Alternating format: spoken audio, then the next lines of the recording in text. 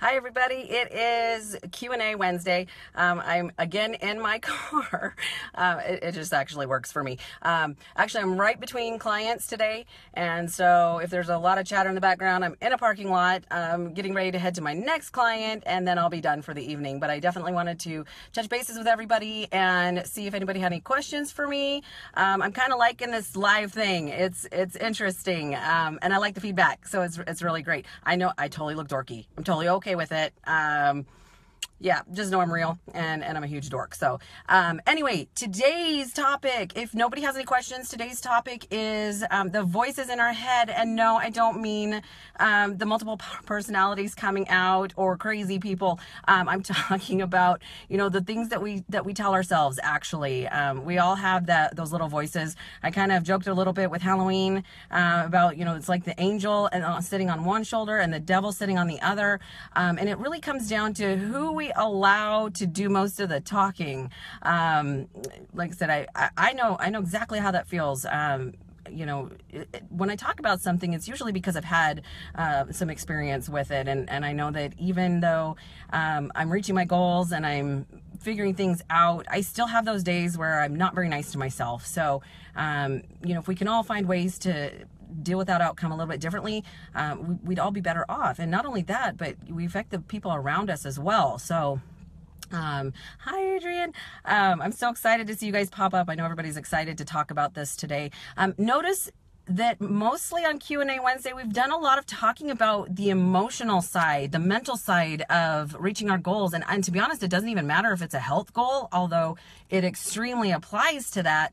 It can be any goal. It can be, starting your own business. It can be working with your family. It can be, I don't know, for some odd reason as women, we tend to berate ourselves a little bit.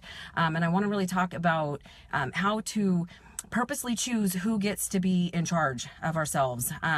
Because it is possible to change. At 40 plus years of age, I know I've had a lot of time to get into some habits that I tend to do a little bit of guilt, kind of the I'm not enough, I don't do enough for my family, I don't do enough for my people, and sometimes I get stuck in that rut of thinking like that, and that can be a lot of self-sabotage. We've got to break out of that rut. So we're going to talk a little bit about that today. So I want you to think about hi guys, hi Gracie, and my son. Holy cow, we've got quite the group in the audience today. But let's talk a little bit about who rules your head. Okay. I know that some things to think about. Sometimes it can come out. Let's talk about the negative voice first. Let's talk about worry. And that can happen. A little bit of, I don't know, for some odd reason, as I get older and I kind of take in what's happening around the world and the experiences that I've had, I start to feel a little more anxious about what's going on in the world. But that can really get to us sometimes, and paralyze us and bring us to kind of that fear of not being able to take a step forward, for fear that we're going to not be good enough or that something bad's going to happen to us. So, that what if thing that kind of hits our head is a type of a negativity that can hit us pretty hard. Feeling like a victim. I don't know if you've had those days where everything just seems to go wrong and you start to think, wow, gosh, just everything bad seems to happen to me. How come it's happening to me right now? And then that's a little bit about how we look at it. You'll notice that there are people who've had some really tragic, rough lives who have a really positive spin. They've grown stronger because of it. So that doesn't always have to be our outcome. I like to tell people that it's not as much about what happens to you, it's about how you respond. I work with my kids with that all the time because they seem to think that, it just is happening to them. It's just happening to me. And it's not, bad things happen to good people. And so you have to learn to deal with it in a more positive way. But sometimes that can get in our heads and that can have an effect on not just our day, but notice how the things that happen to us, if we allow them to, it affects our emotion, right? How we feel. And then that in turn can eventually affect our physical being. It can come out as illness, stress. I know that I tend to hold stress in my body. I can feel it. I can feel when I'm starting to lock up and that's starting to affect me. So, that can come out.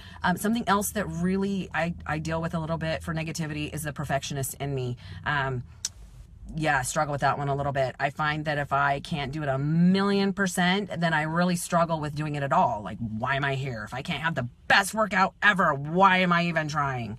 I tend to do that a lot, and I see that in some of my kids, and that really, hi, Nancy. I really try to help them understand that, it's great to want to have it the best possible way, but if we allow the perfectionist in us to kind of make us wait or paralyze us from getting started, then we're never going to get started. Case in point, technology is not my thing. I pay people for that because it's just not my gig. I love people. I don't love technology. So had I waited to get my program started, the MF 180 transformation, lifestyle transformation program, or even my website, and trust me, it's not done. But if I would have waited, we still wouldn't be talking today. So I had to really have learned to overcome that perfectionist part of it. Yeah, I do. I tend to stress over a lot of things like that. So that can be really tough. Constant criticism, not just, and I get it. Sometimes we're in jobs or situations where either our boss or maybe our significant other or somebody who means well might give us some constant criticism, and that can be rough. We have to learn to deal with it. But sometimes we are the worst criticizers of ourselves. Sometimes that negativity that gets stuck in our head, it can be rough. So keep that in mind that, sometimes it's a perceived flaw. It might not even be something that's true, or that maybe nobody else sees that in us, but we tend to just really stress over our flaws and our weaknesses.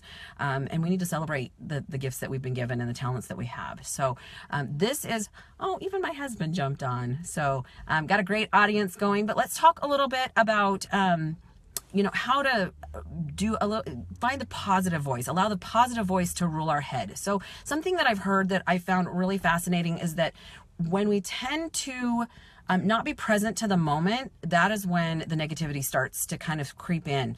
If we're not thinking exactly about what we're doing at the moment, sometimes those little voices come in and, gosh, you're not good enough. You can't do it. If you find that that's the record player playing in your head, you need to stop and be present to the moment. What's going on? Think, I tell my kids all the time, you kind of have to live on purpose. If you allow things to happen to you, if you allow the situations in your life to take over, we can live really unhappy, unhealthy lives. And that's not why we're here. We were put in this world to be happy, and make others happy in that way. So be present to the moment, be aware of what's going on, be aware of what's showing up in your head. And you might even have to say cancel, or do something very specific to not allow those negative voices to take over. So being present to the moment is a huge part of it. Replace, especially if you find it's the same record player playing over and over again for something very, very specific. Again, that I'm not good enough. I've done that a lot in my lifetime. Just, I'm not spending enough time with my kids. My kids are great kids, and they tell me all the time what a wonderful parent I am. And I know that I'm lucky in that way, but sometimes I even play those same old records of I'm just not doing well enough. So you actually can cancel those out by a new habit, a positive habit.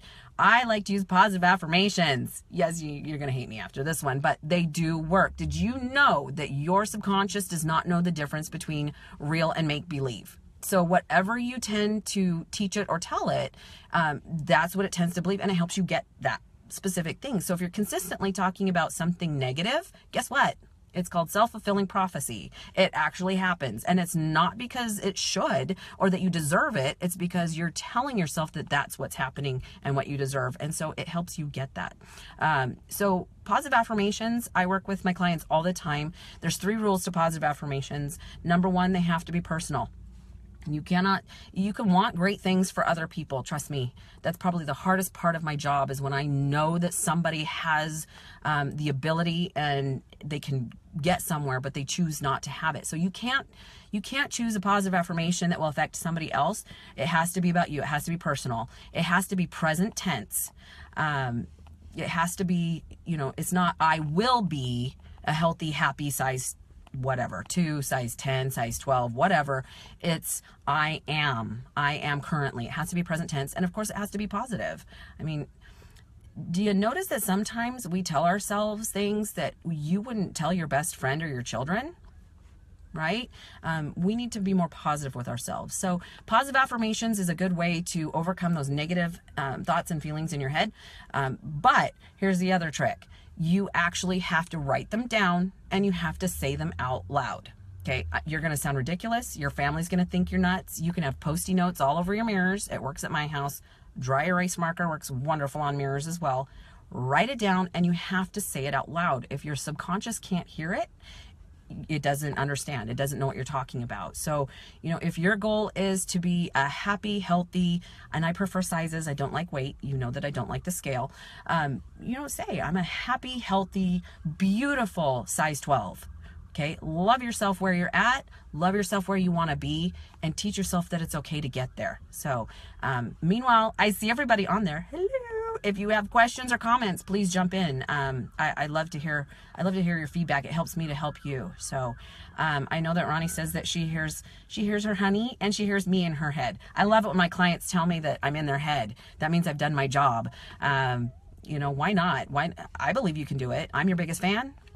Okay. If I'm in your head, that's great. And honestly, my clients don't use me enough. I'm willing to be there. My clients have 24-hour access to me. If I'm not available, I respond when I can. But I know that when it comes to reaching your health goals, the mental part of it doesn't stop just because we're not at the gym. So I'm always here. However, I do think it's important that you learn to be your own cheerleader. I know. Why not? If nobody else is cheering for you, why would you not cheer for yourself? Rah, rah, I'm awesome today. There's nothing wrong with that. And do something physical that puts you in feeling like that. Jump up and down, cheer for yourself. When I do something, I get something accomplished, I like to just, I think my family thinks I'm nuts. Dance. Okay, I'm not the best dancer ever, but I'm going to tell you that I dance around the house. I kind of do the mic drop in my house just so that I can hear myself be excited. The physical presence has a lot to do with how you feel. So if you sit hunched over and like this, and of course you feel like crap. But if you get excited and cheer for yourself, how else there's a reason they call them cheerleaders. Be your own cheerleader. You don't have to wear the skirt. I'm not putting the skirt on. Yeah. So, that's, find ways to get yourself excited, knock that negative voice out of your head. Here's a good one. Surround yourself with positive people. Okay. I tell this all the time. You become like the 5 closest people to you. You just do. So if you find that those people are negative, guess what you're going to become? And I remember hearing once that you are either positive or negative. You cannot be both at the same time. You kind of have to choose. So if you find, there are people in my life that I love dearly, but I choose not to be in their presence on a regular basis because I don't want to be negative. And that's their choice. I don't know if it's just that they like the negative attention. I just can't do it. I work really hard to find the positivity in my life. So, choose people that you want to be around that have the life that you want to have. That's a great part of it. It's your choice. So that's a good one. Really stop and think. Like I said, you have to be present to the moment. So you have to make sure that you're hearing these things happen. But first of all, say them out loud, write them down. Would you say that to somebody that you love? Right? God, I'm just the worst person ever, blah, blah, blah, blah, blah. Would you really say that to somebody that you care about? If you wouldn't, why are you saying it to yourself? Right? And again, I'm not immune. I know I do these things. So, one of the best ways to learn is to teach about it. So, we're talking about something that we all struggle with. Stop complaining. It's okay to have bad days. It's okay to talk to somebody, but if you're consistently talking about how horrible your life is, guess what? to believe that you have a horrible life. And I'm sorry, there's just way too many blessings going on in this lifetime to actually feel like nothing good is going on in your life. So, count your blessings, count the things that are great in your life, write them down, journal about it. Again, you're going to have to be very purposeful in this in order to knock out those voices. And it's going to take some time because, again, 40 years worth of this stuff going on in my head, it's a really difficult habit to break. Explore the opposite reality. Okay, so if you're struggling with something like, God, I am so klutzy. What if you weren't? What if you were like the most graceful, and I'm not, but we're going to work on that. What if you're the most graceful dancer or just, wow, everything goes so well. How does that make you feel? Even just talking about it, how does it make you feel if it was the opposite reality? Hey, I am not the best singer ever, but what if I was? Maybe I'd be a rock star today. So it's kind of fun. I mean, yeah, it might be a dream, but just thinking about it makes you feel better. It's pretty exciting. So yeah, flip the statement, see how you feel about it, see if it changes how you feel. I'm big about how things feel. The older I get, the more that, feelings and traditions and things like that are important to me. I want to feel good. I want to feel excited. I want to feel happy all the time. I know it's not possible, but I'm working on it. And remember that nothing is black and white. Like I said, sometimes the perfectionist in me will jump out and say, well, gosh, if I can't be 1,000,000% at my workout or at whatever it is that I'm doing, if that story I'm writing isn't the most amazing thing I've ever written in my life, why am I bothering? Because you know what? It might be your skill. It might be your talent. It might be something that you do very well. So, we can always strive to be better. That's always my goal is, I haven't gotten here overnight, but I always want to be a better me. So, but there's no black and white. Sometimes I feel like it. Sometimes I don't. It's taking the steps that are necessary, but pat yourself on the back when you do a good job. So yes, Amanda, I agree. I'll be your friend. Okay. So tune in all the time and I'm going to cheer for you. I do what I do because I want to make a difference in this world. I don't do it for any sort of cheering, even though, hey, I cheer for myself. I do. You know what? I want to empower people. So if you're having a rough day and you need, sorry, the car in front of me just turned on their lights in my face. If you need somebody to cheer for you, I'm here. I want you to have a good day. I want to make a difference in your life, even if it's just a thumbs up or a fist bump. I want to be part of that. So, think about where you're going. Again, a lot of times if you are finding that you are depressed, if you are anxious, sometimes when these records play over and over and over in our heads without being fixed, they manifest themselves in some really negative ways. And it's unfortunate that in this day and age that doctors just want to throw pills at it. Had some experience with that. So, we can heal ourselves with healthy food. We can heal ourselves with healthy self-talk. But again, it has to be on purpose. You have to actually take action with it. Just like everything else. I mean, you can do it once. It's kind of like eating one healthy meal is not going to make you completely healthy. Just like one bad meal is not going to completely derail you from being healthy, but you have to do things consistently. So you're going to have to take some steps and make it a new habit. I've heard of a lot of people really doing like just journaling their blessings every day, just one thing that made it a great day. So I want to make sure that I cover all my notes. I do think about this all day long. I think about how people are going to respond to it. And so, yes, Mr. Carter, I see ya. I've been awesome. I'm doing great. I want you all to know I kicked my own butt Halloween, 23,000 steps. 23,000 steps. I know some people are cheering going, oh my gosh, that's awesome.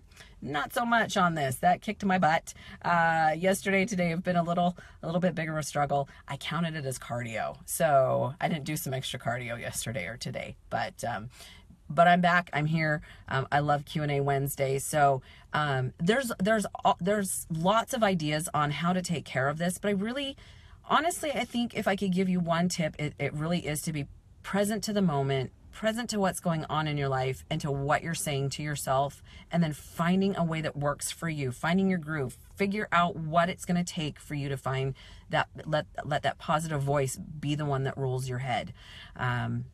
You know, it's we all do it. So do we have any questions? Do we have any thought processes? Like I said, I've really tried to stick to more of, I know that the kind of the basics, the 101 of being healthy involves more of the physical, but that the physical tends to be the easy part.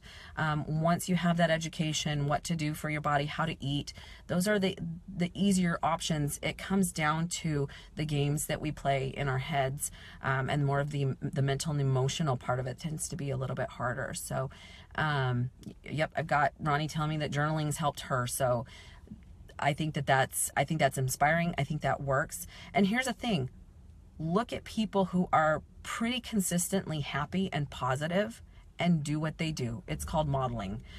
There's two ways to figure things out. You can go through the process of trying to figure out what works for you. It's a lot of trial and error, and going through grief. Or you can model somebody who's already kind of figured it out. You might have to put your own spin on it. But hey, if a lot of people are journaling and that works for them, why would you not at least try it? It might work for you. So I see that Michael has been working 12 to 15 hours a day. Buddy, that sucks. That's a hard one. You know, here's my thought process on that. I've had a couple people tell me they're really struggling to get to the gym lately. That's their obstacle. I don't mind hitting obstacles for a moment. You know, especially to people who have really long days and really hard jobs, it is definitely difficult when you're working, 10 plus hours in a day to figure out how to put yourself first. But here's the hard thing. You're going to have to decide, is the job worth it? Is there another way around it? Can you take your lunch break and go get to the gym, or go for a walk, or do something that helps you feel better or makes a difference in your health and your physical being? Because to be honest, a lot of jobs don't care. That's, you're there for them. You're there to work, whatever that job is, you're there for their goals, not yours. And they're not going to put you as a priority. You're going to have to figure out how to do that. And it may be finding a different job. I know that sounds harsh, but that's how it rolls. Making sure that you find a way that makes it work for you. You might have to get up early. Yeah, that's a hard one. That's a hard one, Michael. He says it's a hard job. The job that he does that's just not a possibility. You might have to figure out what you do at your job that is lifting weights. There really is no answer other than finding a different job. Yeah, I know that's not always possible. So, I agree, Ronnie. Ronnie just jumped in and said that, a lot of times if you have time for TV, you have time for the gym. And I'm going to agree with that. I don't watch a whole lot of TV. And when I do, it's usually because I've DVR'd something I really want to watch. And I just watch it when I have a few minutes and I need to unwind. But to be honest, I haven't watched any of the debates. Yes, I know what's going on in the world. Don't want to hear it on a regular basis. It's pretty negative at this point. So I know what the points are. I know what's going on, and I can make those choices because I do think it's important to vote. So, anyhow, I'm hoping that something I have said tonight helps you. Like I said, I'm my own test subject. I have my own issues. But I really work hard to make sure that at least when I show up for my people, that I've really put myself together. I want to make sure that I'm being a good example of the things that I'm talking about. So, that is your Q&A Wednesday. It's been good. If you have any ideas that you would love to hear, some questions that you would like me to talk about, absolutely willing. Please either email me at melissa@fillmorefitness.com.